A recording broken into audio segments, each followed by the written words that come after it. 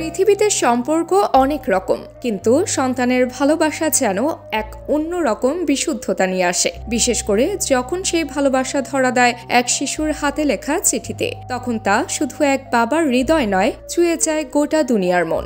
সম্প্রতি এমনই এক মুহূর্তে আলোড়ন তুলেছেন ভারতীয় ক্রিকেট তারকা বিরাট কোহলি ও তার কন্যা ভামিকা। পিতৃদিবসের আগে ভাইরাল হয়েছে ভামিকার লেখা একটি চিঠি। ছোট্ট কাগজে ছোট্ট হাতে লেখা শব্দগুলো যেন ভালোবাসায় গাথা এক গান।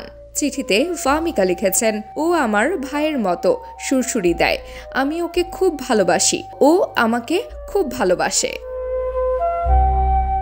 এই কিছু শব্দই যেন বলে দেয় একজন বাবার জন্য সন্তানের অনুভূতি কতটা গভীর হতে পারে। এই আবেগঘন মুহূর্তে পাশে ছিলেন কোহলির স্ত্রী অভিনেত্রী আনুশকা শর্মা। তিনিও সামাজিক মাধ্যমে শেয়ার করেন নিজের আবেগ, যেখানে ফুটে ওঠে পিতৃত্বের মূল্য, ভালোবাসার গভীরতা।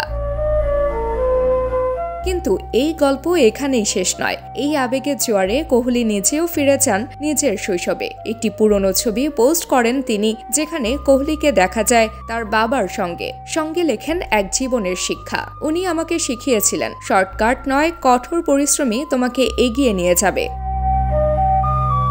কোহলি জানান, একবার তাকে সহজ পথ নেয়ার সুযোগ দেওয়া হয়েছিল, কিন্তু তার বাবা সেই প্রস্তাব সরাসরি ফিরিয়ে দিয়েছিলেন। শান্ত গলায় বলেছিলেন, ভালো হলে নিজেই পথ খুঁজে নেবে, যদি না হয় তাহলে এখনই জেনে যাও ভালো। এই ছোট্ট একটি শিক্ষা আজকের কোহলিকে গড়ার ভিত্তি। আজ তিনি শুধু একজন তারকা নন, একজন সন্তান, একজন বাবা এবং একজন আদর্শ মানুষ, যিনি জীবনের প্রতিটি মুহূর্তে বাবার শেখানো পথে হেঁটেছেন।